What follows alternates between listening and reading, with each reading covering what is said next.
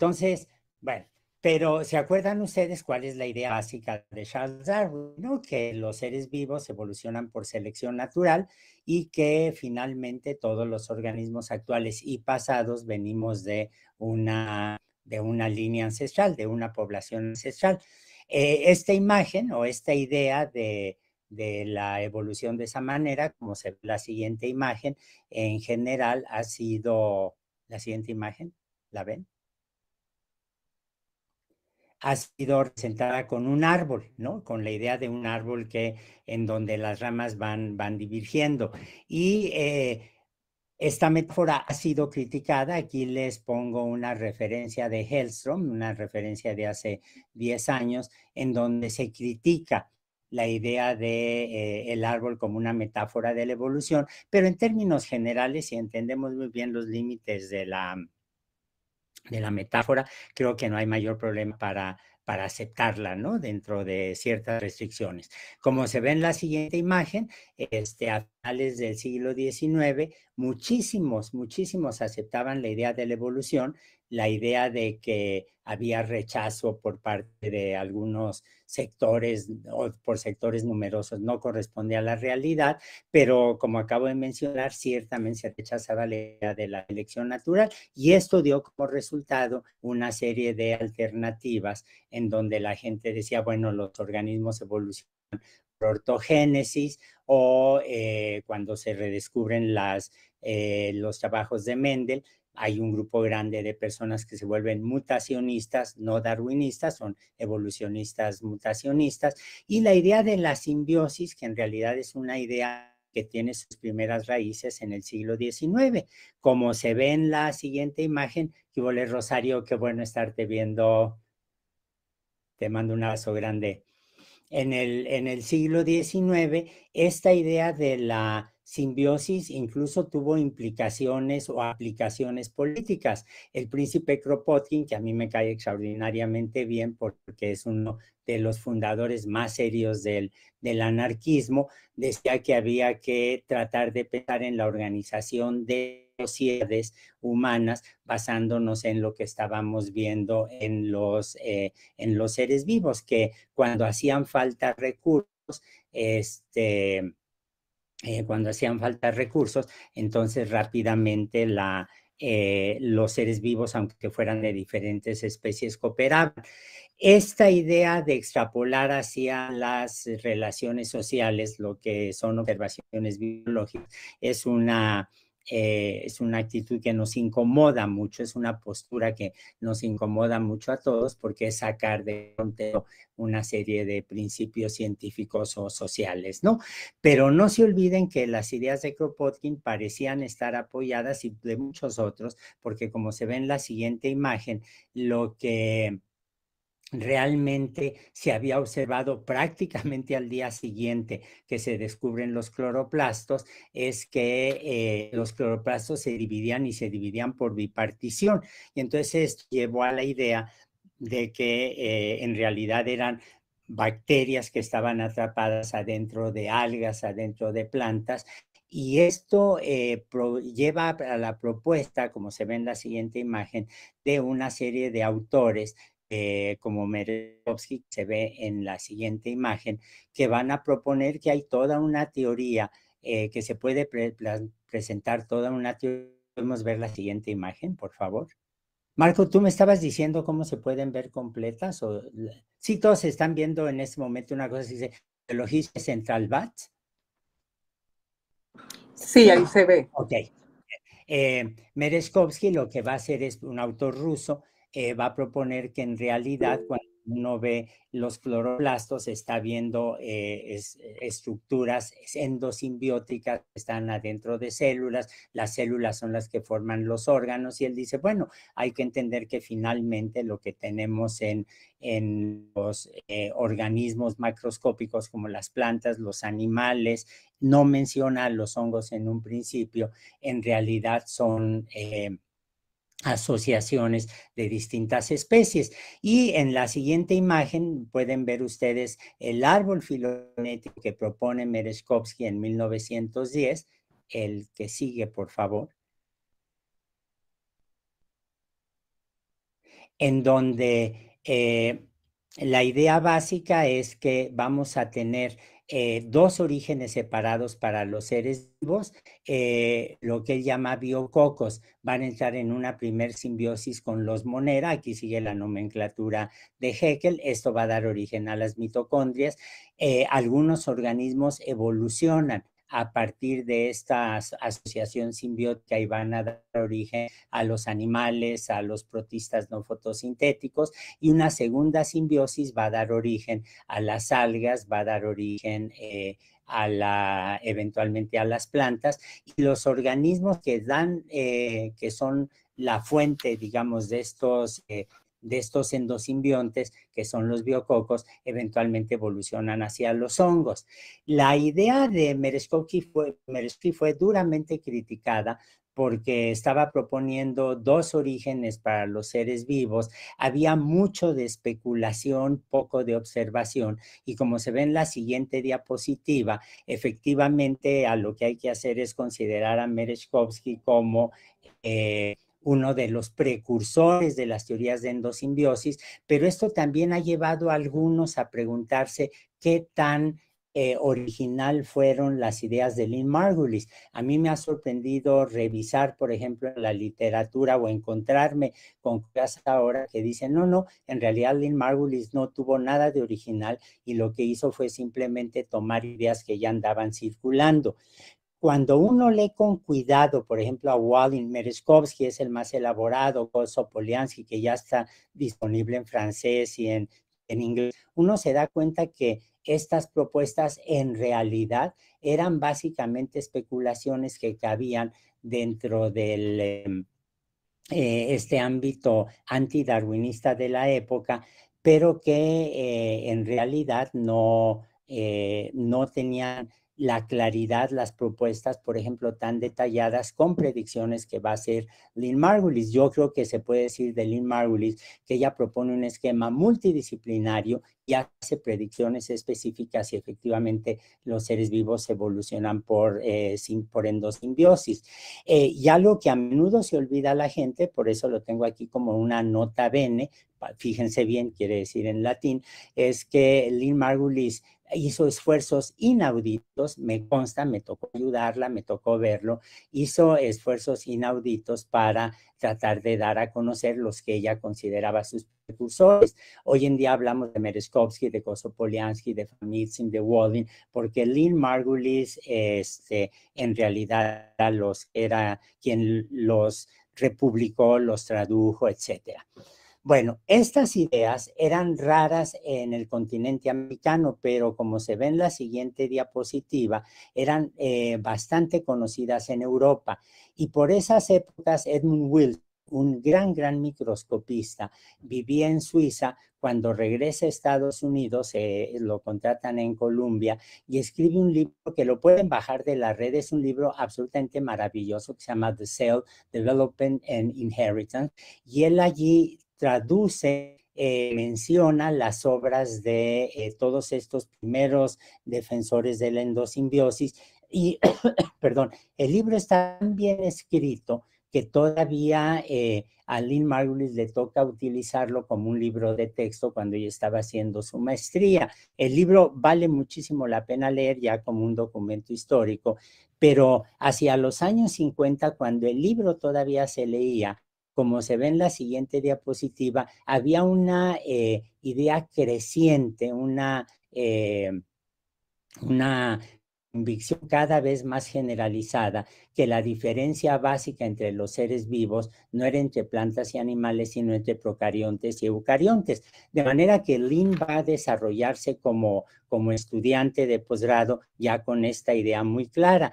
Y ella tuvo la buena suerte, como se ve en la siguiente diapositiva, de tener un profesor suizo que se había mudado a los Estados Unidos, Hans Ries, que en una clase de genética les leo los párrafos del libro de Wilson, en donde Wilson habla de Merezkovsky y de todos los demás. Hans Ries eventualmente trabajó, aquí ven ustedes las fotografías que produjo de una clamidomonas, en donde pueden ver marcados con un círculo rojo los puntitos de DNA que él detectó, estamos hablando de los de 1962, con colorantes que a veces no eran tan específicos y demás, pero era realmente un hombre muy meticuloso y logra demostrar, uno de los que logran demostrar la presencia de DNA en los cloroplastos. Y para los que crean que Lynn no reconoció los que fueron sus antecesores, como se ve en la siguiente diapositiva, ella escribió, yo hice la traducción, pueden encontrar, podemos ver la que sigue, por favor, podemos ver exactamente lo que ella dice. Así, cuando Rees nos leyó y lo cita ella, recientemente Walling, el colega estadounidense, en 1922, ha sostenido que los condriosomas, antiguo nombre de las mitocondrias, pueden considerarse como bacterias bióticas cuyas asociaciones con otros componentes citoplasmáticos pueden haber surgido en las primeras etapas de la evolución. Para muchos, sin duda, tal propuesta puede parecer demasiado fantástica para ser mencionada en los círculos científicos de buen nivel. Sin embargo, es posible que algún día puedan requerir de una consideración más seria. Y miren la frase, la frescura con la que Lynn Margulis dice: el rumbo de mi vida profesional quedó marcado para siempre. Se entera de la endosimbiosis, le parece la idea más lógica y decide que se va a dedicar a eso. Ella empieza a hacer toda una búsqueda bibliográfica muy cuidadosa, escribe el primer manuscrito de su trabajo. Es una historia que ella misma nos contó, muchos la hemos repetido, y empieza a mandar su texto, su manuscrito a diferentes revistas, y el rechazo fue unánime. Fue sorprendente la manera en que la gente rechazaba las ideas de Lynn, por un lado, y por otro lado, como ella cuenta, había autores que ni siquiera respondían. Por ejemplo, ella le mandó su manuscrito a John B. S. Haldane, el famosísimo cofundador de la teoría moderna de la evolución. Nunca le contestó, se lo mandó a John D. Bernal, el maestro de Perutz, de Max Perutz, de Rosalind Franklin, y Bernal le dijo: esta es una idea magnífica, usted la tiene que publicar. No sé, no les puedo garantizar, pero por ahí tengo la sensación de que fue John D. Bernal el que le sugirió a Lynn que mandara el artículo, el manuscrito, al Journal of Theoretical Biology, como se ve en la siguiente imagen. Y en esa época, el Journal of Theoretical Biology estaba dirigido por James Danieli, que era un experto en membranas. Él, de hecho, es el primero que propone la idea de que las membranas son una bicapa de fosfolípidos y que tienen que tener proteínas insertas. Él ve el artículo y de inmediato decide que el artículo hay que publicarlo. Y entonces, como se ve en la siguiente diapositiva, Lynn Margulis publica en 1967 un artículo que se llama On the Origin of Mitosis Cells. Hay algo que muchos no saben, y es que exactamente el mismo año en el que Lynn publica su artículo, como se ve en la siguiente imagen, un ecólogo finlandés de apellido absolutamente impronunciable, como todos los apellidos finlandeses, publica en Nature un artículo de una sola página que ven ustedes, creo que ustedes lo ven con más detalle que yo, un artículo donde también propone la idea de la endosimbiosis, y aquí ven ustedes el esquema que está proponiendo este hombre. Y entonces ha habido quienes, de veras, en un acto ya me parece excesivo de rechazo, dicen: bueno, es que Lynn Margulis, si no le copió a Merezkovsky y a otros, les copió entonces a este finlandés. Bueno, ¿qué es lo que estaba pasando? Miren, como se ve en la siguiente imagen, la explicación viene de el libro que Francis Galton, el primo de Charles Darwin, publica en 1969, y él usa el ejemplo maravilloso de que cuando las manzanas han madurado en una huerta, todas caen más o menos al mismo tiempo. Y cito a Galton, lo estoy leyendo: es sabido que con frecuencia el mismo descubrimiento se hace con frecuencia, así está tal cual, simultánea e independientemente por distintas personas. Así, para hablar de unos pocos casos ocurridos en los últimos años, los descubrimientos de la fotografía, de la telegrafía electrónica y del planeta Neptuno a través de cálculos teóricos tienen todos sus pretendientes rivales.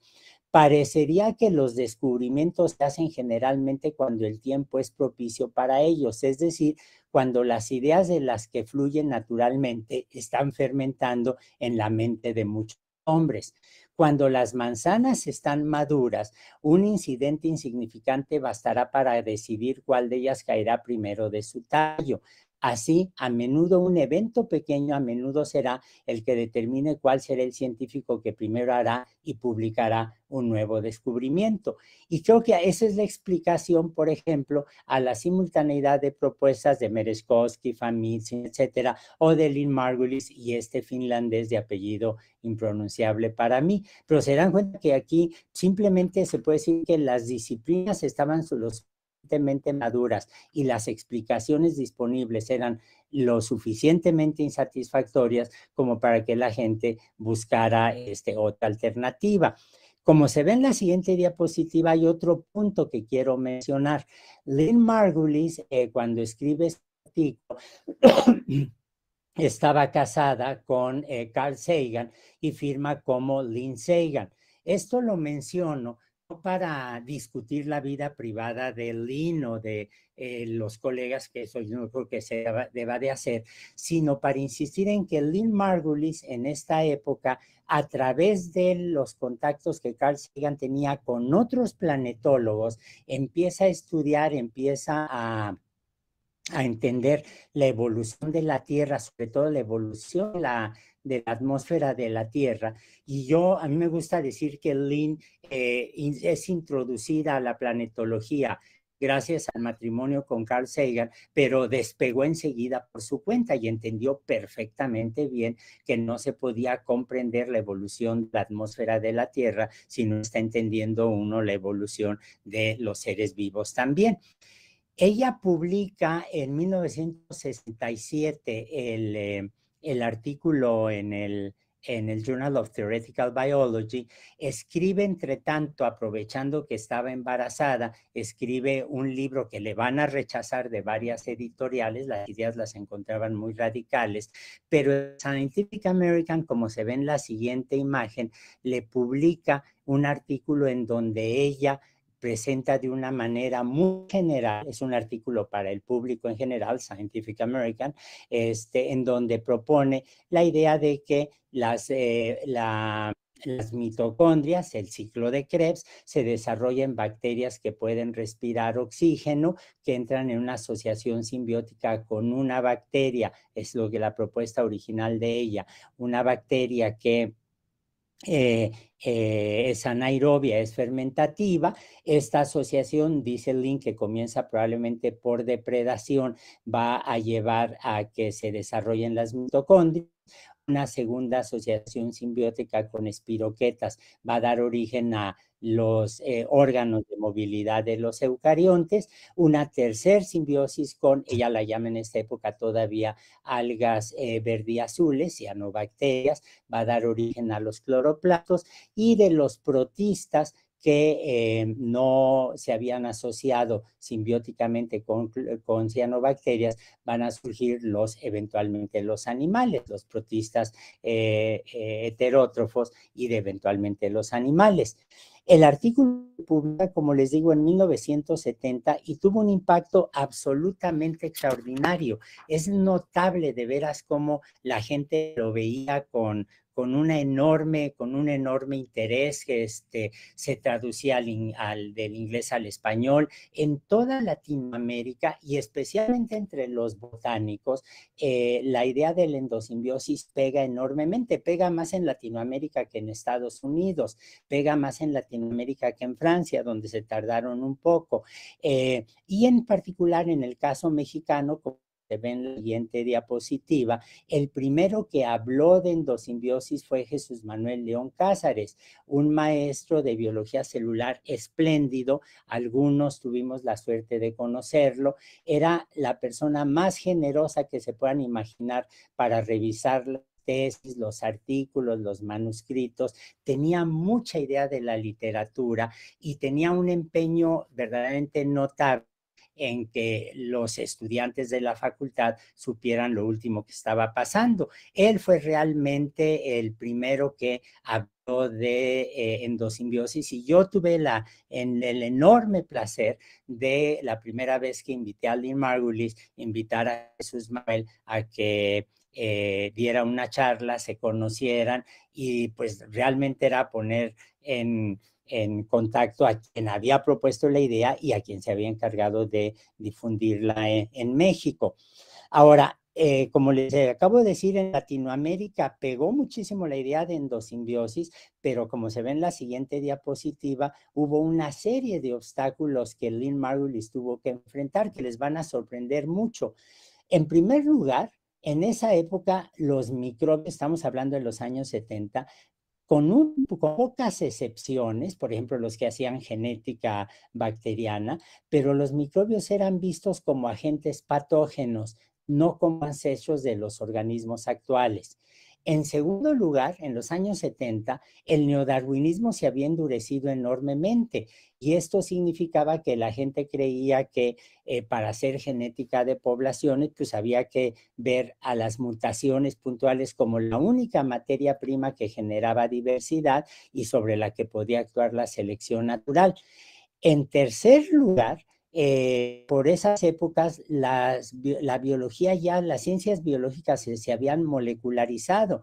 No se olviden que en el 53, hace 70 años, se publica el modelo de la doble hélice y esto provoca, como decía don Ramón Margalef, el gran ecólogo catalán español, esto provoca que la gente, los biólogos se dividan en biólogos de bata y biólogos de bota. Y los biólogos de bota, es decir, la gente que hacía biología organísmica, eran vistos con bastante displicencia por los que estaban haciendo biología molecular, a tal grado que Lynn Margulis, que no estaba pensando en su artículo, lo propone explícitamente, pero que estaba pensando en imágenes, en ver a los organismos, era considerada, ella se consideraba a sí misma una especie de naturalista microbiana y se dedicaba a ver a las células en lugar de ver las moléculas.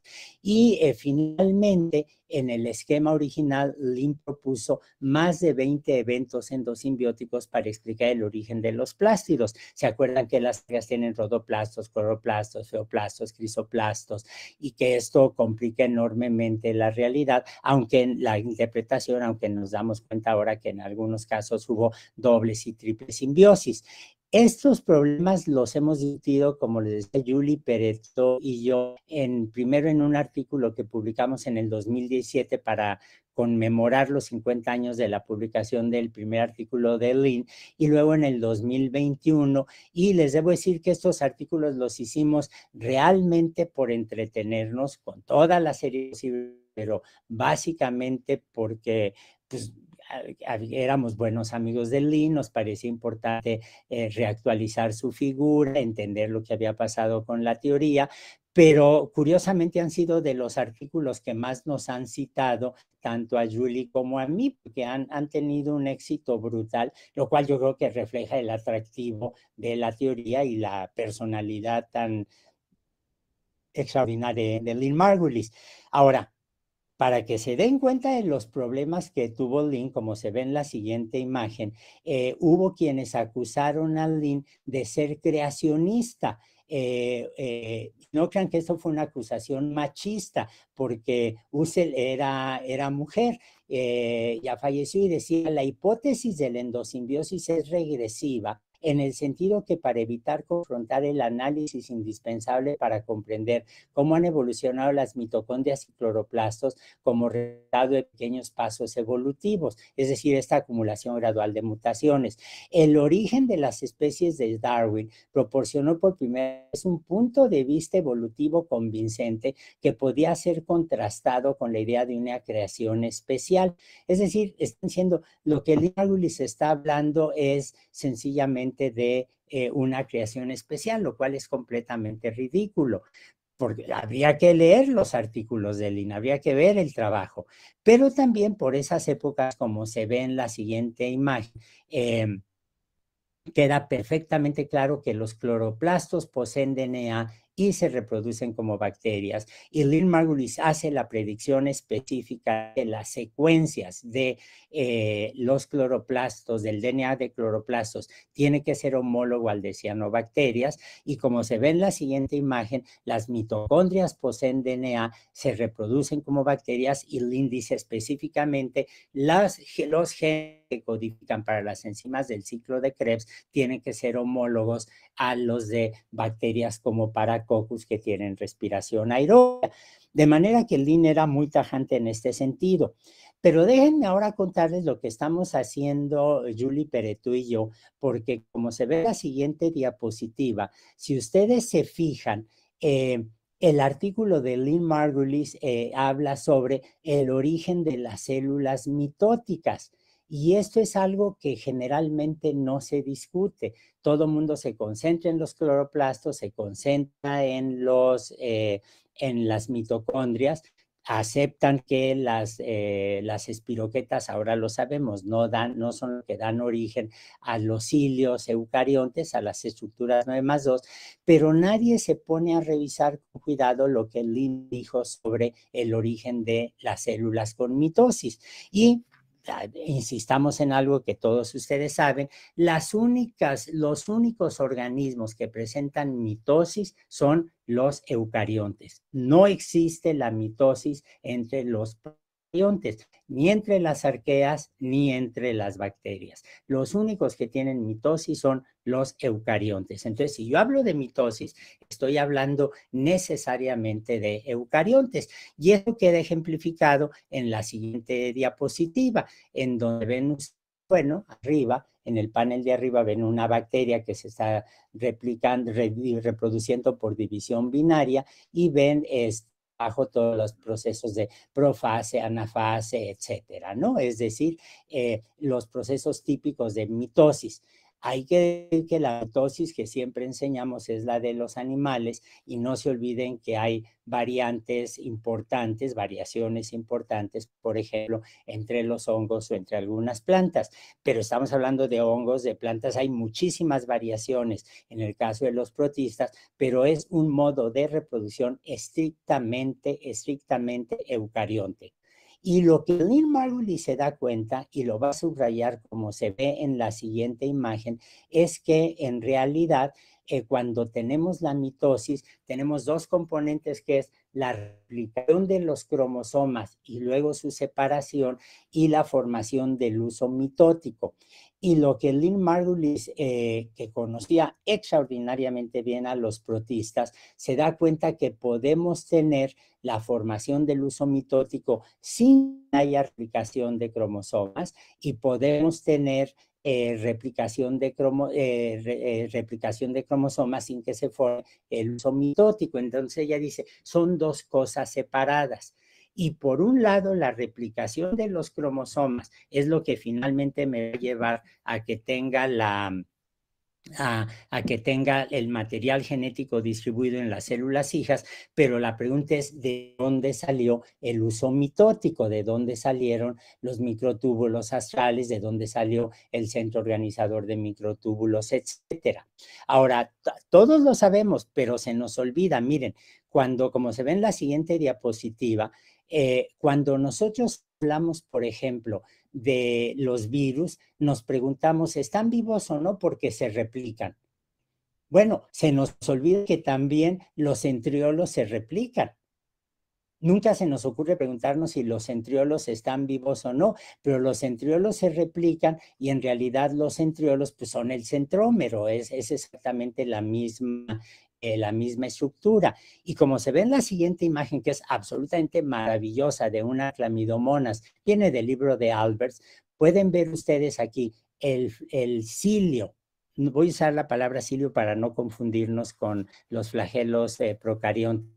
El cilio de una clamidomonas o los cilios de los protistas, como se ve en la siguiente imagen, salen de una estructura que claramente tiene la misma,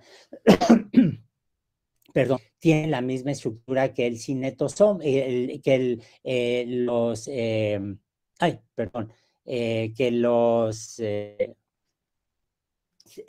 ay, se me acaba de olvidar en este momento el nombre, perdón, que los centros organizadores de túbulos, que los cinetocoros, es decir, el cinetosoma, que es la estructura que implanta a los cilios, y aquí lo pueden ver perfectamente bien, tiene estructura 9+2, que está hecho de tubulina, o puede tener estructura 9+0, dependiendo de en qué punto estén cortando. De hecho, aquí pueden ver en la parte inferior de esta imagen claramente las parejas de microtúbulos. Y entonces Margulis lo que va a decir, como se ve en la siguiente imagen, que es una de las últimas formulaciones de su teoría, es que en realidad las espiroquetas anteceden la simbiosis con las mitocondrias, porque hay eucariontes que no tienen mitocondrias, y esto va a dar origen al aparato de movilidad de los eucariontes. Ahora, ¿por qué insisto Lynn Margulis en la relación evolutiva entre espiroquetas y la movilidad de eucarionte? Porque como se ve en la siguiente imagen, ella conocía perfectamente bien el mundo de los protistas y sabía que hay protistas que se mueven gracias a la asociación con espiroquetas. Y entonces, como se ve en la siguiente imagen, Lynn Margulis dice, pues ya está, las espiroquetas se asocian con los eucariontes, todas las espiroquetas son heterótrofas, están buscando alimento y entonces, como se ve en la siguiente imagen, lo que yo voy a tener van a ser protistas rodeados de una enorme cantidad de espiroquetas que les hacen moverse de una manera extraordinariamente coordinada, pero para las espiroquetas se unan de manera más o menos permanente a la cutícula de los protistas, como se ve en la siguiente imagen, lo que ella dice es, se dan cuenta que hay modificaciones anatómicas que nosotros tenemos en espiroqueta y en el protista, de manera que se inserta con esta especie de ancla. Y para Lynn Margulis esto era los precursores de precisamente el cinetosoma, que es la estructura que ancla a los cilios, como acabamos de las monas, que ancla a los cilios en los eucariontes. Entonces, Lynn trabajó, una vez que propone su teoría, básicamente en la idea de que hay una relación evolutiva entre las espiroquetas y los cilios o las estructuras 9+2. En la siguiente diapositiva les quiero mostrar lo que hasta ahora he resumido. ¿Cuáles son las evidencias a favor del origen endosimbiótico de los eucariontes? Uno, la herencia citoplasmática de mitocondrias y cloroplastos. Sabemos que ahí no hay herencia mendeliana, ni en mitocondrias ni en cloroplastos, somos más hijos de mamá que de papá. La doble membrana de las mitocondrias y los cloroplastos, la producción por división binaria de mitocondrias y cloroplastos, la existencia de homólogos de vida libre de mitocondrias y cloroplastos. Paracoccus es como una mitocondria desnuda, una cianobacteria como Prochloroon es como un cloroplasto desnudo. Carlos Gómez Lojero en el Simvestab, por ejemplo, ha hecho trabajos preciosos con Prochloroon y uno allí no tiene ninguna duda. Pero aquí les incluí algo que es la herencia no mendeliana de cilios trasplantados en paramecia. Y esto es algo de lo que nunca hablamos en los cursos de genética, nunca hablamos en los cursos de biología celular, pero son resultados absolutamente fascinantes, como se ve en la siguiente diapositiva. Es decir, voy a concentrarme ahora en una serie de experimentos que se han olvidado, pero que son absolutamente maravillosos. La herencia no mendeliana de cilios trasplantados en paramecia. Ustedes ya ven aquí que hay una herencia no mendeliana de mitocondrias y cloroplastos. ¿Qué quiere decir este detalle que Lynn Margulis pone con mucho énfasis en sus artículos y en sus libros? Vamos a ver la siguiente imagen, nada más para recordarles lo que es un paramecio. Son unos protistas absolutamente extraordinarios, con los cilios, como pueden ustedes aquí apuntando en la misma dirección. Tienen una genética muy complicada porque tienen una serie de bacterias endosimbiontes, tienen su mitocondria, tienen macronúcleo, micronúcleo, tienen las famosas partículas kappa, que ahora sabemos que son virus grandes. La genética de los paramecia es verdaderamente fascinante. Y antes de que se pusiera de moda trabajar con Escherichia coli, con levadura, con Arabidopsis, un genetista estadounidense que se ve en la siguiente imagen, absolutamente excepcional, lo hemos perdido mucho, no se habla de él, Tracy Sonneborn, empieza a usar a los paramecia como el organismo modelo. Se entera de esto una mujer maravillosa, Janine Besson, una genetista francesa, que miren qué bonito, hizo un doctorado en literatura francesa, un doctorado en genética, y leer sus artículos es maravilloso porque se da uno cuenta que era una científica que sí sabía escribir, a diferencia de lo que nos pasa a la mayoría de nosotros. Entonces, lo que hace Janine Besson, se va a trabajar con Tracy Sonneborn, realiza una estancia bastante larga, y miren los experimentos que ellos hacen con cilios. A ver, todos sabemos que los cilios de los paramecios baten todos en la misma dirección. Si no, el cilio no se podría mover. Ahora, ¿qué pasa, como se ve en la siguiente imagen, si yo tomo paramecios no operados? Ahora les describo la microcirugía. Pues se reproduce el paramecio y va a tener hijitos paramecitos, y los cilios todos van a estar batiendo en la misma dirección. Ahí no hay ningún problema. Los voy a llamar los paramecios normales. Pero como se ve en la siguiente imagen, lo que desarrollaron Janine Besson y Sonneborn fue técnicas de microcirugía para cortar la cutícula de los paramecios, invertir la cutícula, colocarla, o sea, es una autocirugía, bueno, no una autocirugía, es un autotrasplante. Cortan la cutícula, invierten la dirección de los paramecios, ¿y qué es lo que ustedes esperarían? Pues lo que todos esperaríamos es, como se ve en la siguiente imagen, que volviéramos al paramecio original, pero no. Durante varias generaciones, lo que va a ocurrir es que vamos a tener 3, 4, hasta 6 generaciones, 5 o 6 generaciones, donde vamos a tener a los paramecios operados que ahora están batiendo los cilios en sentido contrario. Esto se dan cuenta que tiene un aire muy sospechoso al lamarquismo, tiene muy sospechosa que a cualquier chava que se haga un tatuaje de una rosa en el antebrazo derecho, lo va a heredar su hijito. Tiene la sospecha de que hijo de Sague Saguiño, ¿no? Si mi papá fue futbolista, pues voy a ser futbolista. ¿Qué es lo que realmente está pasando aquí? Como se ve en la siguiente imagen, hay que entender que hay varios tipos de replicación en los sistemas químicos y biológicos. Uno es la replicación de moléculas informacionales, lo normal, ¿no? Se replica el coronavirus, se replica el DNA de una célula, se replica el DNA de una mitocondria. Eso no hay ninguna dificultad. Pero Leslie Orgel, en este artículo que publicó en Nature hace 30 años, muestra cómo hay otro tipo de replicación que no necesariamente es informacional. Por ejemplo, tenemos la reacción de Formosa, en donde se va polimerizando el formaldehído hasta dar formosa, el azúcar, y esto es autocatalítico, allí no hay información. Tenemos liposomas como los de Pierluigi Luisi, liposomas solitos, ¿no? Que pum, pum, y micelas también lo logró. Se replican y allí no hay información genética.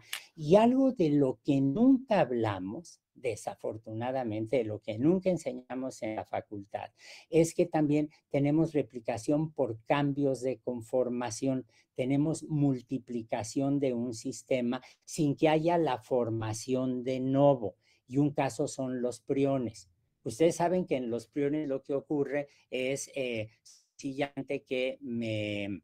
Ah, dice Claudia Segal que sí lo dan. Muy bien, Claudia. Pero es excepcional, estarás de acuerdo conmigo. Lo que tenemos es, hay un prión, que es una proteína mal formada, le estoy llamando mal formada con toda intención para claridad nada más del punto, y esta proteína lo que va a hacer es, va a inducir cambios conformacionales en otras proteínas preexistentes. No tenemos replicación como la vemos en un DNA o en un RNA, y en realidad todos tenemos lo acabamos de ver, de lo que se llama herencia estructural en la siguiente imagen, que es precisamente lo que pasa con los centriolos. En los centriolos hay RNA, pero sabemos que ese RNA no es replicativo, es un RNA absolutamente estructural, y los centriolos, donde tengo un centriolo voy a tener dos centriolos. Es un caso de herencia estructural y no tienen ni dos nucleicos. Y como se ve en la siguiente imagen, lo que tenemos también es exactamente en los priones, en donde un prión mutante, el término cada vez lo usamos más, no estoy muy seguro que sea el adecuado, induce la formación de otros priones eh, que se multiplican, pues. Y hay un artículo espléndido de Janine Beyon, fue una de las que descubre, caracteriza el problema, un artículo de 2008, la quería mostrar, les debo decir, la quería mostrar a México para que diera una charla en el Colegio Nacional, se nos cruzó la pandemia y luego desafortunadamente falleció durante la pandemia en un accidente idiota de coches, ¿no? Pero pero lean este artículo porque explica de una manera perfectamente clara tanto la replicación en priones como lo que nosotros vemos en los centriolos, que no se olviden son equivalentes a los cinetosomas de los cilios. Bueno, entonces, como se ve en la siguiente imagen, aquí hay una buena definición que me causa un poco de problemas, enseguida lo voy a mencionar, que es la herencia estructural o herencia celular, como lo llama Harold en un libro bastante bonito, en Search of Cell History, miren cómo lo pone, no es un mecanismo alternativo para la transmisión de caracteres específicos, para eso están los genes. La herencia celular es una consecuencia de la continuidad de la arquitectura celular y es complementaria al trabajo de los genes. ¿Por qué dice que es complementaria a la arquitectura celular? Porque no nos olvidemos que los cinetosomas de los cilios están todos conectados por una red que es parte de todo este aparato que incluye al citoesqueleto. No me gusta de esta definición, se los quiero decir, el hecho de que está realmente hablando de eucariontes, pero el descubrimiento de una serie de estructuras, de moléculas homólogas en la arquea, tal vez va a permitir realizar esta definición. Bueno, en todo caso, como se ve en la siguiente imagen, lo que Margulises propone, la teoría de endosimbiosis, ella se equivoca al interpretar, no tenía el concepto de herencia estructural, como no lo tienen mucha gente hasta la fecha, y entonces como hay herencia no mendeliana de mitocondrias, de cloroplastos y de cinetosomas, ella dice, bueno, pues las espiroquetas son las responsables de la teoría, perdón, las responsables del movimiento eucarionte. Ahora, ¿por qué Lin llega a esta teoría? Bueno, como se ve en la siguiente imagen, en los años 60 había una atmósfera intelectual maravillosa en los Estados Unidos. Uno, En 1957, los soviéticos ponen en órbita el Sputnik y los Estados Unidos se dan cuenta que están enormemente atrasados en ciencia, en matemáticas, en lenguas, y entonces hay una inversión extraordinaria, no solo económica, sino también un compromiso social para mejorar el aparato científico estadounidense. Y eso se traduce en la modificación de las políticas de financiamiento en la investigación científica. Es decir, se empieza a dar mucho dinero a las universidades. Cualquier contraste con la situación actual ya lo conocen ustedes en el caso mexicano, pero se da mucho dinero a las universidades y esto permite que se desarrolle el aparato científico y educativo. Es cuando se fundan muchos departamentos o se multiplican muchos departamentos de ciencias naturales y exactas. Y al mismo tiempo, la NASA empieza a desarrollar con mucha intensidad las ciencias planetarias y le abre opción no solo a Carl Sagan, sino a todos sus colegas para que efectivamente la astronomía, que hasta entonces se había concentrado mucho en astronomía galáctica o extragaláctica, empezara a incorporarse, a voltear a ver la astronomía. Eh, Esto coincide, como se ve en la siguiente imagen, con algo absolutamente maravilloso y es que también en la década de los 60 cambia nuestra visión del planeta. Wegener y Marshall, que eran geofísicos, Marshall era Wegener era un geofísico, un atmosferólogo que hasta la fecha, hasta hace 5 o 6 años estábamos apelando a su modelo, dice claramente que no se puede entender la evolución de la atmósfera de la Tierra si no se reconoce el papel de los microorganismos. A veces se nos olvida que fotosistema 1, fotosistema 2 liberan oxígeno, sí, pero esto se acumula en la atmósfera y cambia la atmósfera del planeta. El cambio de la atmósfera del planeta provoca cambios en el pH de los océanos, provoca que se depositen distintos metales, etcétera. Y por otro lado, Elso Barjon y Preston Cloud, que eran amiguísimos de Lynn Margulis, demuestran que el registro paleontológico se puede extender hacia el precámbrico temprano. Antes del trabajo, sobre todo de ellos dos, de Barjon y Cloud, la gente pensaba que el registro paleontológico comenzaba con el precámbrico, pero ellos empiezan a estudiar de manera muy sistemática, muy sólida, los estromatolitos, los sedimentos con microorganismos y se dan cuenta que los microbios son casi tan antiguos como la Tierra. Y este es el ambiente en el cual Lynn Margulis está desarrollando su teoría y la lleva a publicar, como se ve en la siguiente imagen, su primer libro, un libro absolutamente maravilloso. De veras es una obra maestra porque uno ve la capacidad para integrar datos y la frescura con la que se escribe. El primer libro de Lynn se publica en 1970. Es una obra maestra que discute no solo la evolución procarionte y el origen de los eucariontes, sino también la interacción entre la biosfera y el planeta.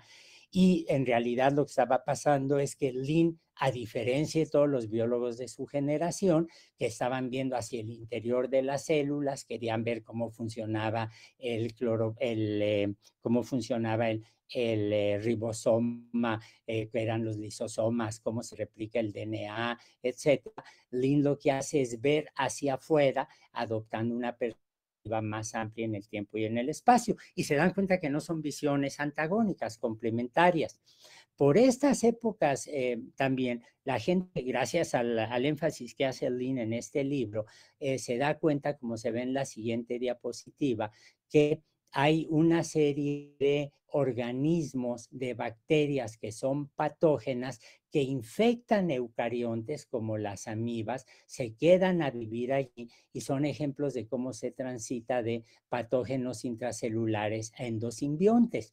Y más recientemente, como se ve en la siguiente imagen, el trabajo de Amparo Latorre de la Universidad de Valencia, una muy buena amiga que hemos tenido aquí en México, a sentar las similitudes entre endosimbiontes y parásitos parásitos intracelulares. Hay una tendencia a perder rasgos metabólicos, estructuras redundantes, pero además las pérdidas secundarias generalmente conducen a asociaciones espaciales, genéticas y metabólicas extraordinariamente estrechas entre las especies involucradas. Bueno, con este conocimiento, el desarrollo de la biología molecular, de la biogeoquímica, se sigue dando, y esto hace que en 1981, como se ve en esta siguiente imagen, Lin publique otro libro que es también absolutamente maravilloso. Yo me gusta contar la anécdota de que estaba yo de profesor invitado en Barcelona, fui a la oficina de correos porque me decían que tenía un paquete, recojo el libro que Lin me había enviado, lo empecé a leer a las 11 de la mañana y hacia la medianoche ya había terminado de leer el libro, porque fluye con una facilidad, fluye con una lógica, es tan contundentes los argumentos, sintetiza de una forma tan maravillosa los resultados que de veras es un placer enorme, es un placer extraordinario leer el libro. Y en este libro Lin repite un esquema que ya había publicado en su primer libro, en donde dice, a ver, en la estructura tradicional, en la imagen tradicional que está aquí a la izquierda de la pantalla, pues las bacterias surgen, se diversifican, se acumulan mutaciones y eventualmente llegamos a un fitoflagelado ancestral. El fitoflagelado, por acumulación de mutaciones, pierde la fotosíntesis y da origen a los animales. De las algas van a salir los hongos y es simplemente neodarwinismo puro, ¿no?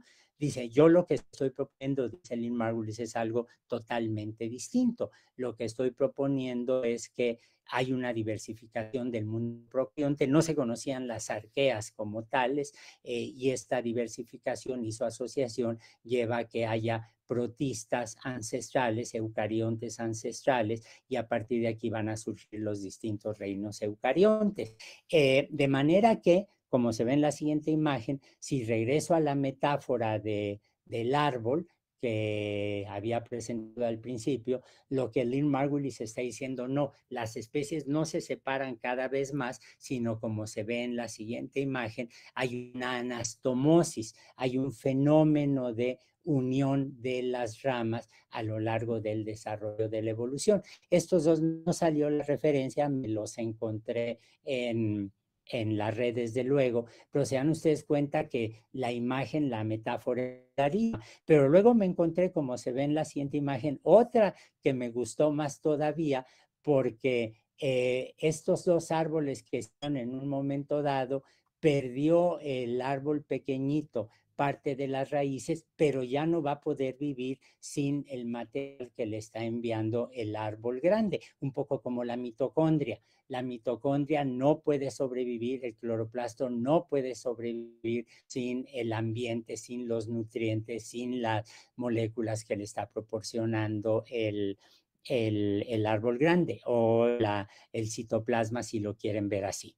Bueno, Lynn fue acusada, así de no entender la biología y decir, bueno, es que usted no le está haciendo caso a Mendel. Efectivamente, porque la naturaleza no siempre le hace caso a Mendel, como se ve en la siguiente imagen, en donde ven ustedes, por ejemplo, lo que ocurre cuando nace una ternera o nacen conejos o las termitas están como pupas. Bueno, la ternera mamá lo que hace es empieza a chupar, a lamer a la ternerita, y este no es un acto para una celebración prematura del 10 de mayo que ahí viene ya, es sencillamente que al estarla lamiendo le está infectando y le está pasando la microbiota, la vaca mamá está regurgitando y le pasa la microbiota sin la cual la ternerita no podría sobrevivir. En los conejos, por ejemplo, sabemos que después de que la coneja pare, hay un ciclo circadiano de la digestión y en las noches la coneja defeca un excremento, excrementos líquidos extraordinariamente ricos en vitaminas, extraordinariamente ricos en bacterias. Las crías se están empapando en este excremento y obviamente se infectan y adquieren no solo las vitaminas, sino los simbiontes necesarios. En el caso de las termitas, sabemos que las termitas obreras van y pegan el ano a la boca de la pupa, defecan y le están pasando toda la microbiota en una especie de rim simbiótico para que se puedan tener los protistas y las bacterias para la digestión de la celulosa. Y hay algunas amibas como Pelomyxa palustris, que es la que están viendo aquí en un corte, que es multinucleada, no tiene mitosis y mitosis detectada, pero se dan ustedes cuenta de estos pequeños estructuras perinucleares. Lo que ven adentro del núcleo es el DNA condensado, pero ven ustedes muchas estructuras alrededor cuando del núcleo, de los núcleos, cuando se divide en dos la amiba, cuando menos lleva un núcleo, una de las mitades, y el núcleo lleva asociadas todas las bacterias sin las cuales no va a sobrevivir la amiba descendiente. Entonces hay muchos mecanismos no mendelianos, y ya que les describí los de las conejas, las termitas y las vacas, piensen ustedes cómo le hicieron nuestras mamás para pasarnos la microbiota. No voy a entrar en detalle. Bien, hay otro punto en el que también Lynn ha sido muy atacada incorrectamente, y es el supuesto antagonismo, como se ve en la siguiente imagen, de la endosimbiosis y la selección natural. Y en estos dos artículos, Julie Pereto y yo desarrollamos con mucho cuidado los argumentos. A ver, la conjugación y el sexo meiótico seguido de fertilización, se dan cuenta que la síntesis es un proceso combinatorial de cambio evolutivo, es decir, es un mecanismo adicional que genera variabilidad genética. No hay contradicción en eso. Dos, la adquisición endosimbiótica de genes y genomas es un proceso aleatorio, es decir, es independiente de las ventajas evolutivas que puede conferir a los organismos en un ambiente específico. No es que un organismo diga, ahora me hago simbiótico contigo. No, no, no. Es como las mutaciones, son absolutamente independientes las mutaciones de las consecuencias de la selección natural. Y finalmente, no nos olvidemos que los rasgos biológicos adquiridos por endosimbiosis poseen una historia previa que está definida por los filtros. No nos gustó el término filtro, pero no se nos ocurrió otro a Julie y a mí, de la selección natural. De manera que, como se ve en la siguiente imagen, se dan ustedes cuenta que no hay ninguna contradicción. Ahora, en estos tiempos en que vivimos, yo recuerdo que alguien pintó un letrero allí en la facultad que decía menos Darwin y más Margulis. Bueno, pues si no quieren leer a Darwin, no lo lean. Hay un artículo malo que se publicó en el país más o menos un año, de una mamá filósofa y una hija bióloga, que dicen, no, no, hay que irnos sobre Margulis en lugar de Darwin. Pero a ver, no hay oposición entre la endosimbiosis y la selección natural. Miren, Lynn Margulis declara en el año 2008, sí, sí, soy darwinista, pero estoy en contra del neodarwinismo, que es una síntesis limitada de la idea del monje agustino Mendel con la teoría del papá, de nuestro papá Charles Darwin. Es una visión del darwinismo que ha encontrado su máximo profeta en la idea del gen egoísta. El neodarwinismo es una teoría reduccionista porque solo considera los aspectos biológicos, que son solo una parte pequeña del papel que se juega en la evolución. Entonces, si alguien dice, tenemos que oponer al neodarwinismo, al darwinismo, a Lynn Margulis, pues está equivocado. Mi sugerencia es lean a Darwin y que lean a Lynn Margulis, que es lo que yo creo que todos los profesores recomendaríamos.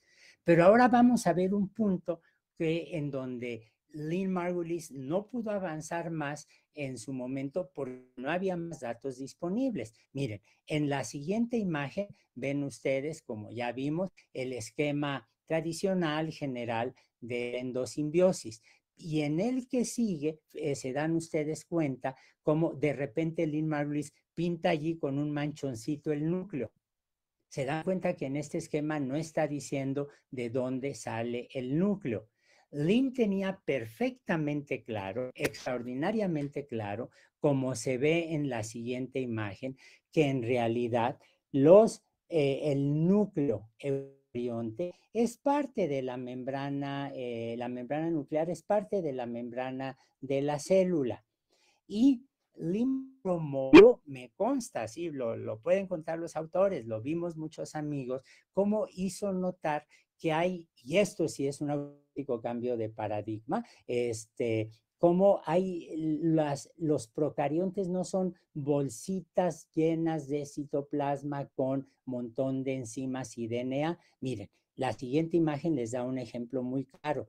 Hay un grupo de planctomices, de planctomicetos, verrucomicrobia, por ejemplo, clamidia es familiar de estos, como bacterias como Gemnata es el nombre correcto, obscuriglobulus, que ven ustedes cómo tiene una suerte de membrana interna en donde está acumulado el DNA. Es decir, hay estructuras internas claramente muy complejas en los procariontes. Y el año pasado se publicó un artículo precioso, como se ve en la siguiente imagen, una de la que descubrió esta bacteria que se llama Thiomargarita magnifica, es una bacteria enorme, más grande que un tardígrado, es una antigua estudiante de la Facultad de Ciencias, Silvina Gutiérrez Rizo, me parece el segundo apellido. Ella hizo su doctorado en Francia y ellos este grupo descubre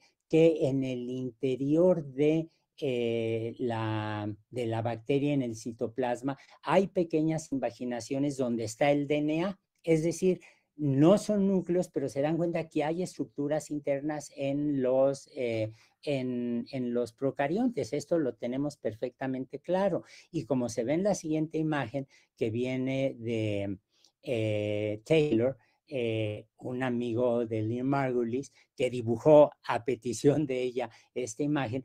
Sí, el retículo endoplásmico existe, sí, la membrana nuclear existe claramente, pero se dan cuenta que cuando hablamos del nucleocitoplasma estamos usando un término correcto, porque hay una continuidad funcional y anatómica entre la membrana nuclear, la membrana celular y el retículo endoplásmico. De hecho, ven la siguiente imagen, y esto es parte del material que ya estamos usando Julie y yo para el artículo que estamos haciendo ahora, el tercero y seguramente el último de la serie. El nucleocitoplasma es una unidad anatómica y funcional perfectamente definida.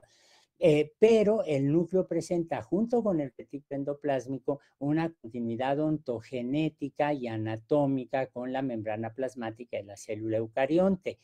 Luego de la aparición de los primeros eucariontes, ha habido una evolución muy poco comprendida del retículo endoplásmico y de la membrana nuclear, como lo demuestran su composición y la estructura de los poros, el nucleolo y la lámina nuclear. Y hay un artículo espléndido del año pasado de Contú y varios autores donde comparan secuencias. Y finalmente, lo que estamos convencidos, Julie y yo, es que entender el origen de la mitosis, necesitamos conocer más del llamado complejo link o link complex, que son los componentes que interactúan con la actina, los microtúbulos, los centrosomas, los filamentos intermediarios, etcétera. Hay secuencias, pero necesitaríamos tener estructuras terciarias para hacer una buena comparación evolutiva. Pero el punto básico, como se ve en la siguiente imagen, que les quiero transmitir es que sí, la membrana nuclear existe. No les mienten sus maestras de biología celular, sus maestros de laboratorio cuando les dicen, vean el núcleo, ahí está el núcleo, pero el núcleo es parte en realidad del retículo endoplásmico y de la membrana celular. Tiene poros, los poros no son más que agujeritos, pero como se ve en la siguiente imagen, que se publicó hace un año más o menos en Science, ven ustedes la enorme complejidad de las proteínas que están asociadas con el núcleo. Son agujeritos que comenzaron como agujeritos, pero que después han tenido evolución absolutamente extraordinaria que todavía no comprendemos del todo. Pero lo que sí comprendemos cada vez más, como se ve en la siguiente imagen, es el hecho de que cuando vemos las bacterias y ahora sí las arqueas, una serie de componentes arqueanos y bacterianos que me están definiendo invaginaciones, vesículas internas, etcétera. Pero volvamos en la siguiente imagen a lo que es el núcleo o lo que es un eucarionte. Para que yo tenga una membrana nuclear, necesito claramente estas invaginaciones y necesito una membrana que sea muy resistente y que sea al mismo tiempo muy plástica, muy flexible. Y como se ve en la siguiente imagen que todos ustedes conocen, pues las membranas van a tener fluidez o viscosidad dependiendo de si los ácidos grasos que forman la parte hidrofóbica están no saturados, como en el caso de las membranas eucariontes, o saturados, como en el caso de muchos procariontes. Y bueno, si no están saturados, están muy cerquita y entonces se forman fuerzas de Van der Waals y esto está bien, no se forman, se dan enlaces, se están conectados por las fuerzas de Van der Waals y esto hace que la membrana sea más viscosa. La membrana eucarionte es extraordinariamente fluida. ¿Cómo le hacemos? Bueno, pues en la siguiente imagen ven ustedes claramente qué es lo que pasa. Tenemos el colesterol, que es una molécula típicamente eucarionte. El colesterol tiene un grupo OH, que estoy marcando aquí en la parte rojita, en el circulito, que le permite una orientación espacial, pero todo lo demás del colesterol es una zona hidrofóbica que permite estabilizar las membranas de los eucariontes. El colesterol tiene una pésima fama en México, ¿no? Somos un país chicharronero, nos gusta el asiento, la cosa está que se embarra en Oaxaca, en las tlayudas. Bueno, pero el colesterol se dan cuenta que es indispensable para que tengamos membranas más estrictas. ¿Cómo se forma el colesterol? Como se ve en la siguiente imagen, uno tiene escualeno, es un hidrocarburo, es hidrofóbico y necesitamos una, dos, tres, cuatro reacciones de oxidación para formar colesterol. Es decir, si no tengo oxígeno libre, no hay colesterol. Como se ve en la siguiente imagen, ¿cuándo se acumula el oxígeno libre? Cuando las cianobacterias lo empiezan a formar y se acumula en la atmósfera. Es decir, los eucariontes no pueden haber salido de ningún lado antes de que hubiera oxígeno en la Tierra. Por supuesto que hubo simbiosis entre procariontes, lo sabemos muy claramente, pero no vamos a tener los eucariontes como los conocemos hoy en día. Bueno, y eso me lleva de manera natural, como se ve en la siguiente imagen, a la pregunta, ¿y dónde salió el núcleo citoplasma? Bueno, como todos ustedes saben, en 1977 hubo un desarrollo extraordinario cuando George Fox y Carl Woese comparan las secuencias del RNA ribosomal y como se ve en la siguiente imagen, producen un árbol. Aquí está el árbol enraizado por Peter Gogarten, también muy amigo del laboratorio, lo hemos tenido en la facultad varias veces, y se dieron cuenta que había tres grandes grupos. El grupo de las arqueas, monofilético, el grupo de las bacterias monofilético y el núcleo citoplasma eucarionte. Estos no son las células eucariontes completas, solo es el RNA ribosomal del núcleo citoplasma. Y cuando este artículo se publicó, ya enraizado, en fin, estaba yo en Amherst con Lynn Margulis y me acuerdo como se ve en la siguiente imagen, que le dije, no usé esta imagen, pero se la dibujé, le dije, mira Lynn, aquí están las cianobacterias junto a los cloroplastos y las mitocondrias junto a las bacterias gram positivas. Y le dije, gram negativas, perdón, le dije, esto prueba tu teoría. Y Lynn me dijo, sin el menor dejo de arrogancia, me dijo, mi teoría ya estaba aprobada. Y tenía razón. porque las moléculas vienen a confirmar lo que también estaba siendo demostrado por la evidencia biogeoquímica, por la evidencia metabólica, por la evidencia de microscopía electrónica. Es decir, cuando uno hace una filogenia, uno tiene que ser muy ecléctico y tomar todas las evidencias posibles. Y esto vino a complementar lo que el DIN había dicho, sin necesidad de estar pensando en el RNA ribosomal. Pero también esa visión del Lin, como se ve en la siguiente imagen, demostró una confrontación muy desafortunada entre dos puntos de vista complementarios que ahora estamos viendo renacer en la facultad, cosa que es muy peligrosa. Porque Lynn Margulis decía, estudiemos al organismo, y Carl Woese, que se le ocurrió usar el RNA ribosomal para hacer filogenias cada vez más universales, dijo, comparemos las moléculas. Los dos tenían razón. Los dos tenían razón.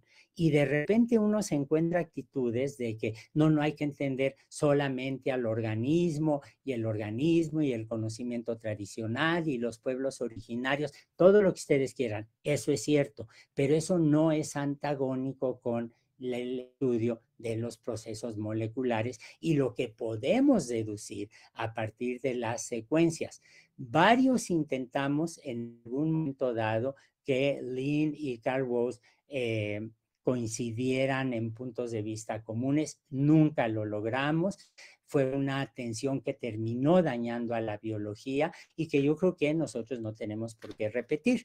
Lynn Margulis, como es la siguiente imagen, intentó reconciliar la taxonomía y la filogenia molecular con la historia de los seres vivos en una edición de su libro Kingdoms and Domains, a partir de la idea de los 5 reinos, que es un libro fascinante.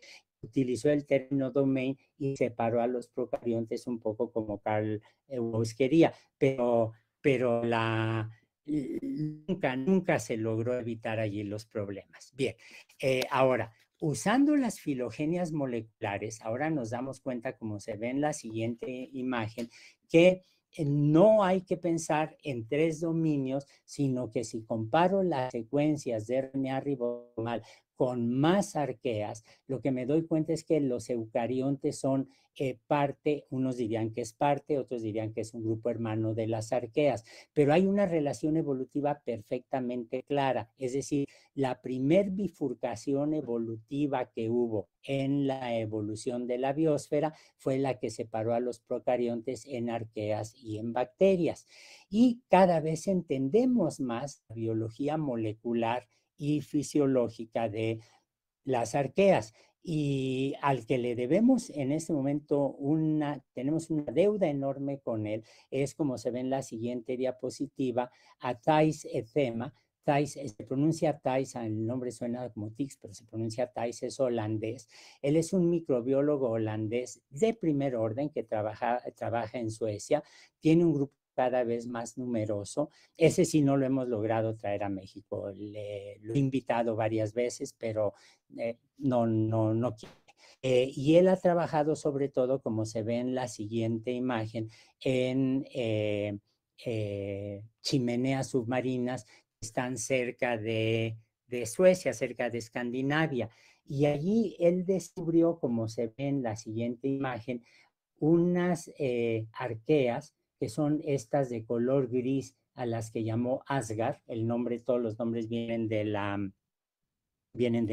mitología nórdica, que viven en asociación con unas bacterias. Y se le ocurrió empezar a hacer sondas moleculares para buscar moléculas típicamente eucariontes en los Asgard y encontró en un cultivo, haciendo metagenómica, perdón, encontró los genes de la profilina, que es una molécula que siempre está asociada con actina en eucariontes. Publicó sus resultados, que son preciosos, y algunos colegas, entre ellos un amigo mío, Patrick Forter, del Instituto Pasteur, dijo, no, como eso es metagenómica, seguro que están contaminados. Y se suscitó allí un conflicto, como siempre pasa en ciencia, que lleva un rato, pero un grupo de colegas japoneses, como se ve en la siguiente diapositiva, durante 12 años 12 años estuvieron trabajando el grupo de Imashi, durante 12 años estuvieron trabajando con las Asgard hasta que lograron cultivos puros.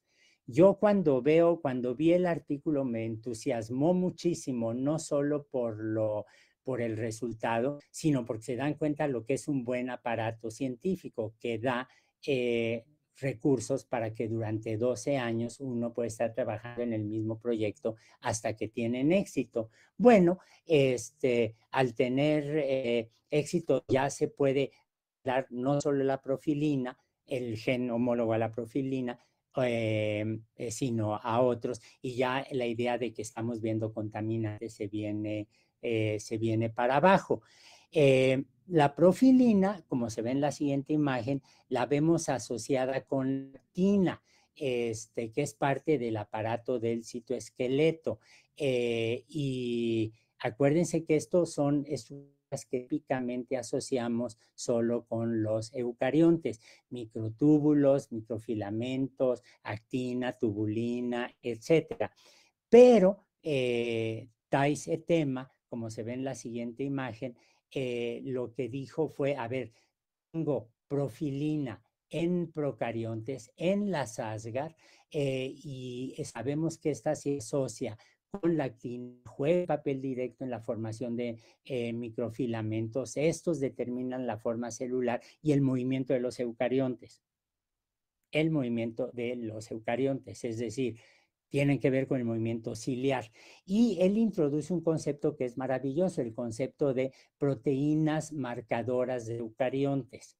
Y ya en esta carrera, como se ve en la siguiente imagen, lo que han encontrado es actinas en arqueas, hay una actina en crenarqueota, hay una proteína homóloga a la actina eucarionte en TAC y en Asgard, TAC es un grupo de arqueas, hay filamentos de actinas en un subgrupo de Asgard que son las Loki, también son puros nombres que vienen de la mitología nórdica, y de hecho Marakova del grupo de Koenig desde el 2010 había dicho, oigan, hay homólogas de una actina típicamente bacteriana que vemos en aloarqueas. Hay un preprint que está circulando todavía, se lo van a publicar evidentemente, está circulando sobre la salactina, que es un homólogo de la actina que vemos en bacterias halófilas.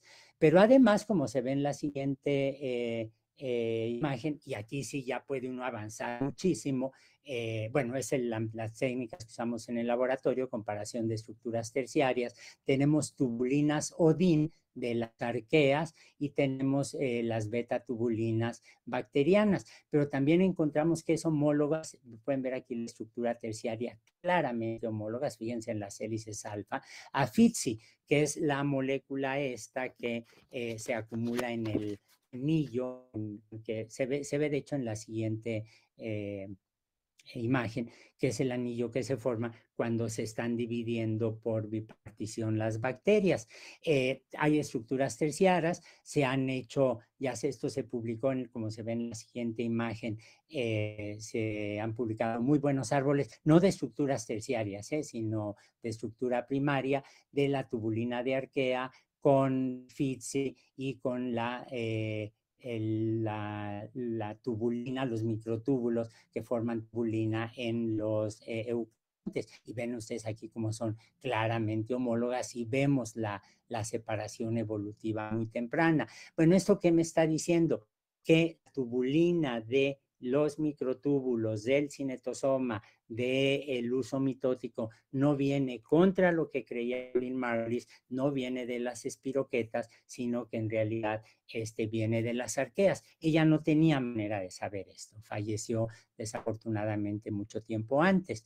Si esto lo vemos en perspectiva, digamos, más general, como se ve en la siguiente imagen, lo que tenemos es que pueden ver aquí como las loquiarqueas son grupo hermano de las eucariotas. Hay todo toda una discusión taxonómica, hay un artículo, el preprint está circulando ahora, todo un pleito brutal sobre la posición exacta del grupo TAC, de la Loquiarqueota con el grupo TAC, que son distintos linajes arqueanos, pero claramente los eucariontes somos un grupo que salió de las arqueas.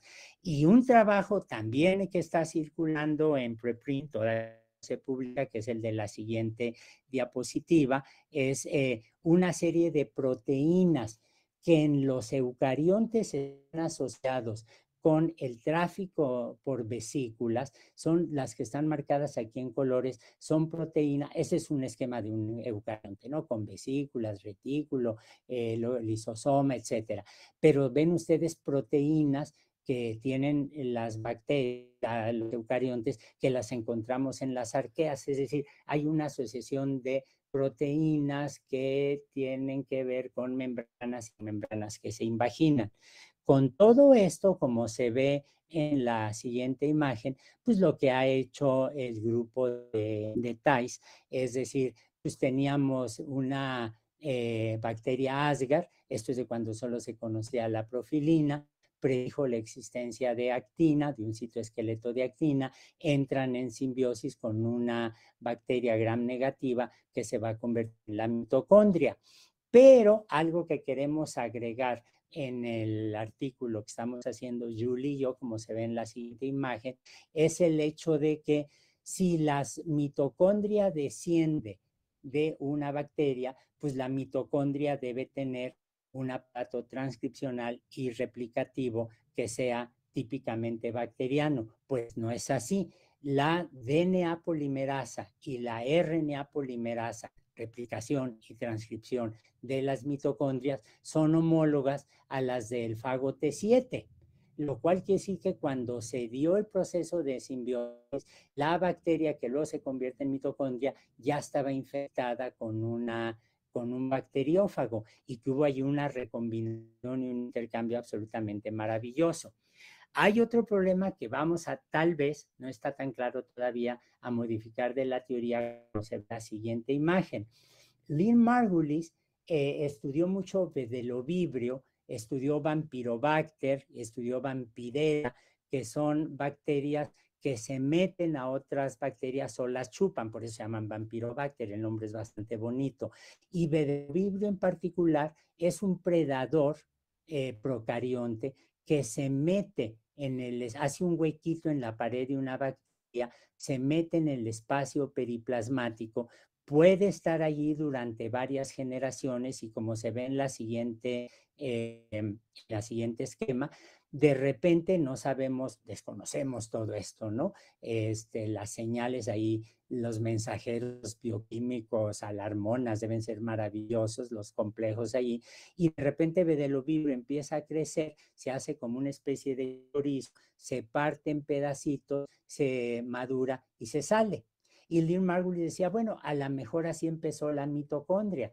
A lo mejor la mitocondria empezó como una bacteria depredadora y publicó varios artículos preciosos sobre toda la microbiología de este depredador. Pero, como se ve en la siguiente imagen, lo que estamos viendo en las Asgar, es el único caso conocido, creo que no es una loquiarquea, en las Asgar de tema, lo que estamos viendo es que más bien la agar no es no es el procarionte pasivo al que llega alguien y lo depreda, sino que suelta una serie de tentáculos que envuelven al alfa proteobacteria y de esta manera se mantiene la unidad funcional, el holobionte, ¿no? El simbionte, con lo cual, como se ve en la siguiente bacteria, en la siguiente esquema, perdón, tenemos dos posibilidades. Los compartimentos eucariontes se formaron porque el hospedero envolvió a los simbiontes o el hospedero entró por su cuenta o las dos formas, no lo podemos saber todavía. Pero este dibujo sí me dio coraje porque yo tenía la idea, andaba por allí, no lo escribí y pues ni modo, a toro pasado es muy fácil decir que tuve la idea, pero sí la tuve. Bueno, vamos a ver la siguiente imagen. Entonces, miren, dan cuenta del trabajo extraordinario del grupo de Tema y de otros colegas. Están demostrando que los procariontes no son una bolsita nada más de moléculas, tienen estructuras internas, tienen el potencial para formar membranas que recuerdan a los núcleos, el caso de Tío Margarita, el caso de Gemnata oscuriglobulus, tienen estructura interna. Tenemos en el caso de Asasgar una serie de proteínas que son marcadores típicamente eucariontes que hablan de la unidad evolutiva entre las arqueas y el nucleocitoplasma, pero lo que no tenemos todavía es una narrativa coherente, evolutiva, de cómo se fue desarrollando la mitosis. Eso es algo que está pendiente. La lección no la dejó Lynn Margulis, como se ve en la siguiente imagen. Ella dijo, a ver, si me voy a los protistas, en los protistas veo una diversidad extraordinaria de formas, una gran variabilidad de mitosis, distintos tipos de meiosis. Busquemos aquí los ejemplos que me permitan reconstruir una secuencia lógica de cómo evolucionó la mitosis. Bueno, la meiosis no cuenta porque pues nomás es una doble mitosis y ya, bueno, sí cuenta pues, pero es una doble mitosis, ¿no?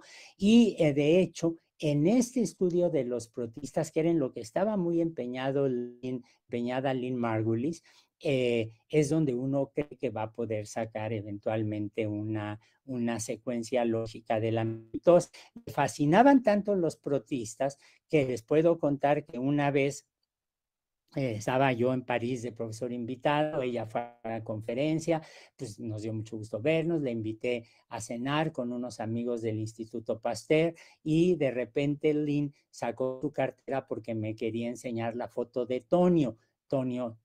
Toño, su único nieto, bueno, su nieto mayor en ese momento, y resulta que Lynn traía en su cartera, en su billetera, traía las fotos de sus hijos y sus nietos y de sus protistas favoritos, de manera que se dan cuenta que la devoción hacia lo que ella estudiaba era absoluta.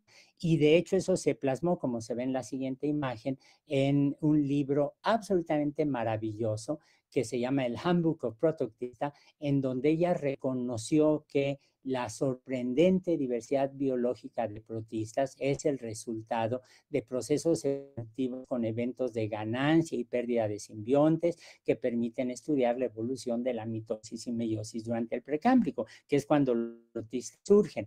De manera que, como se ve en la siguiente imagen, la teoría endosimbiótica subraya, uno, la importancia central de la simbiosis como mecanismo evolutivo. No podemos ignorar la simbiosis como un mecanismo evolutivo.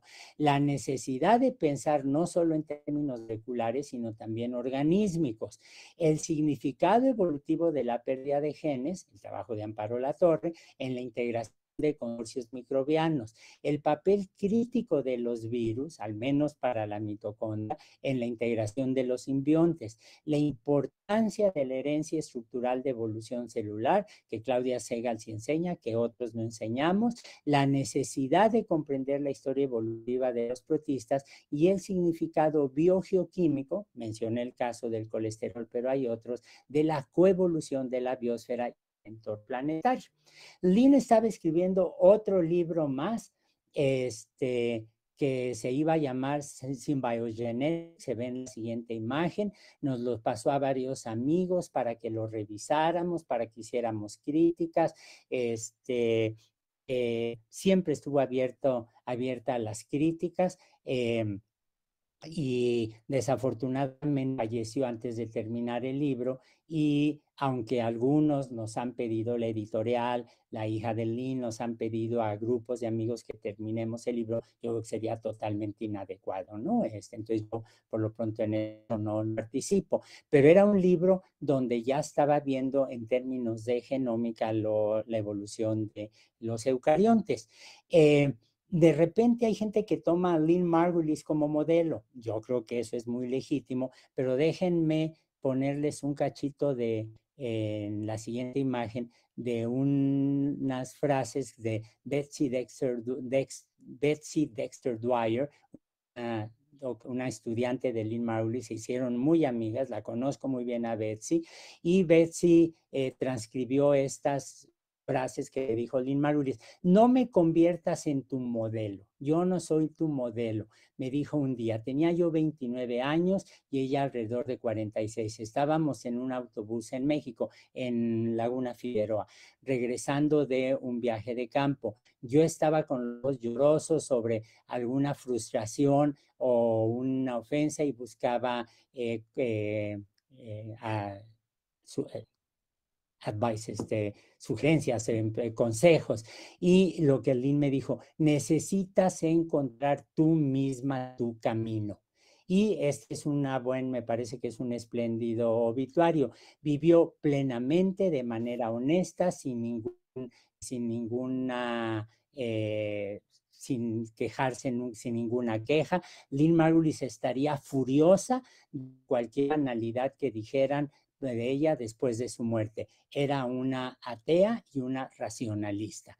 Y esto es importante señalarlo, porque ahora están estas ridiculeces de que la ecología es la ecología de la madre tierra, y volvamos a la hipótesis de Margulis, porque ella es como la partera de la madre tierra. Naranjas. Ahí Lynn Margulis era perfectamente claro, como se ve en la siguiente imagen. Y última, una mujer extraordinaria, con una visión admirable, envidiable, sorprendente de la biología. Dejó muchos amigos en la Facultad de Ciencias: Arturo Becerra, Luis Delaye, yo mismo. Yo fue la amiga más importante emocionalmente, intelectualmente, que he tenido, y como ocurre con este tipo de personas, siempre mueren a destiempo. Muchas gracias. Hola, muchas gracias por tan extraordinaria ponencia, por recordarnos muchos eventos que no vemos, varios de los profesores y otros, afortunadamente. Y yo quiero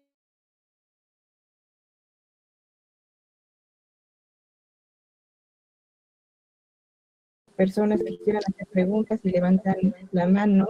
Entonces, ahorita yo les voy a ir la palabra a José Cosme y después Mari Carmen, por favor.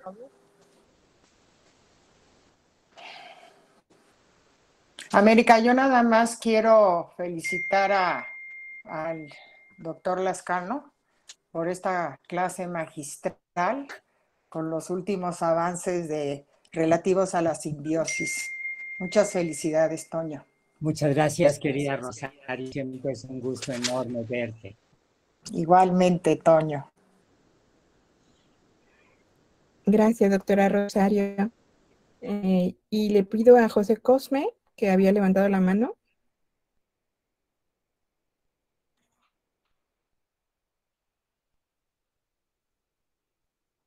Bueno, no sé si no puede abrir su audio. En el caso, Mari Carmen Morales González, por favor.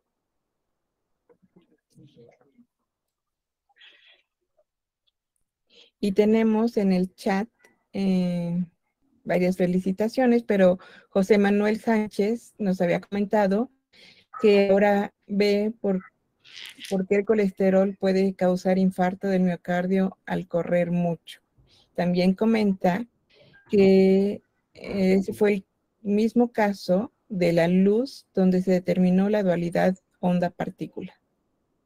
Bueno, sí y no, porque el colesterol tiene mala fama, pero las ondas y las partículas nunca tuvieron tan mala fama.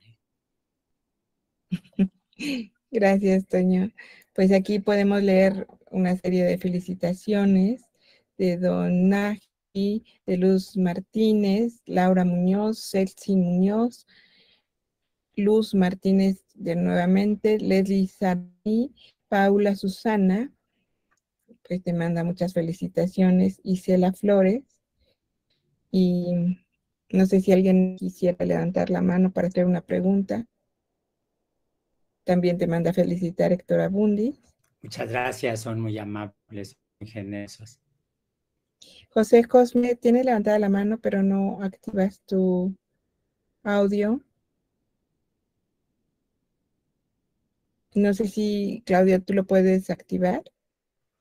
También No, ya lo intenté, pero según yo nadie tiene problema de activar su micrófono. Oigan, el que tiene problema de tiempo soy yo. Perdón, Toño. Bueno, te mandan felicidades Héctor Gilberto, Reina Lara, pero bueno, si tienes que retirarte, yo nada más le quiero pedir al doctor Luis Felipe Jiménez, que se encuentra con nosotros, que nos haga favor de hacer el cierre de este ciclo de seminarios.